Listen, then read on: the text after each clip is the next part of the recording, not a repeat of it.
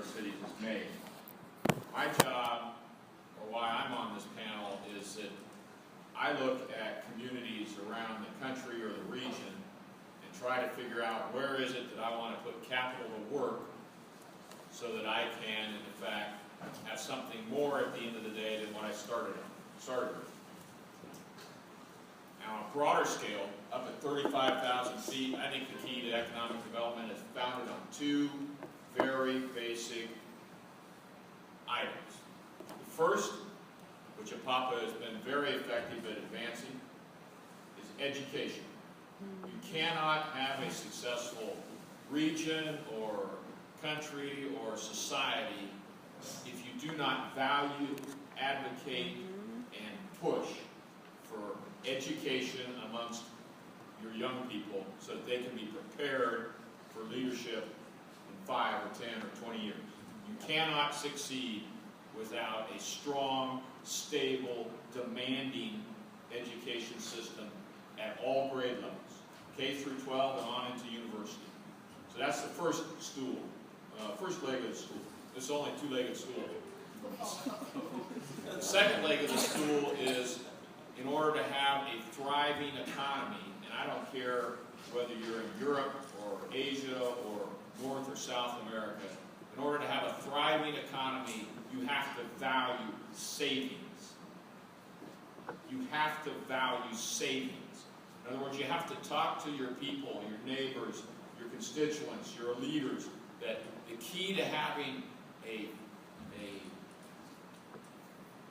ability to go and find capital to invest is a function of having the people who live in your area or your country committed to savings. Now, our savings rate in the United States is down under 6%. You compare that with the savings rate in Japan, which is hovering right around 20%. But you compare that with the savings rate when the Industrial Revolution in the United States started, and you see exactly what I mean. It was like 40 or 50%. So until or unless we can have a strong, demanding, vibrant education system preparing our young people for future leadership, and we can have an economy that values and rewards savings, we're going to go into a cul-de-sac. If we don't have those two things, we're going to go into a cul-de-sac. We're going to drive around in circles looking for an answer. Now, what I do is I have the freedom, if you will, to invest the capital that I either have or can borrow in Rancho Cordova or West Sacramento or Davis or any other community in the world.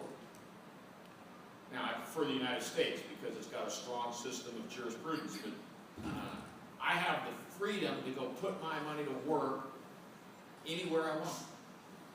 I can't tell you how pleased I am to hear the three mayors speak about recognizing the fungibility of that capital and where it gets deployed. Because what I'm looking at as an investor is my return. I don't care about anything. I don't care. I mean, it isn't a priority to focus on anything other than my return. That's my job. That's the fiduciary obligation I have, either to myself, my family, or my investors. So lowering, what you heard the three of them talk about is lowering thresholds. So Christopher, Gary, and Linda, either directly or indirectly, talked about the price of utilities, the price of a permit, the quality of your education, the ability to get from point A to point B, not in 60 minutes, but in 10 minutes. Those are the things that I look for as an investor. And when I find them, I put my money to work. When I don't find them, I go to the next community. My point in sharing this with you is, if you want a strong, vibrant economy, you have to understand what it is people like me and Darrell are looking for. We're looking for an opportunity to make a profit. All right?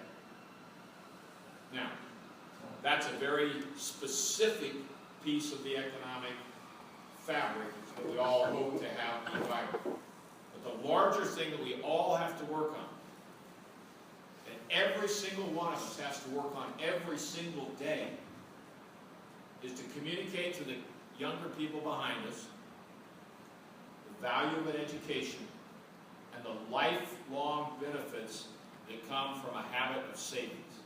Yeah. Again, I'm happy to be here. I wanted to tell Mary before she left, I hid the name of this company behind the glass so you can't see it. She will be back. Okay, well, I didn't want to be advertising for a competitor. Thank you. Thank you, Mr. Ose. And now coming to the row, if you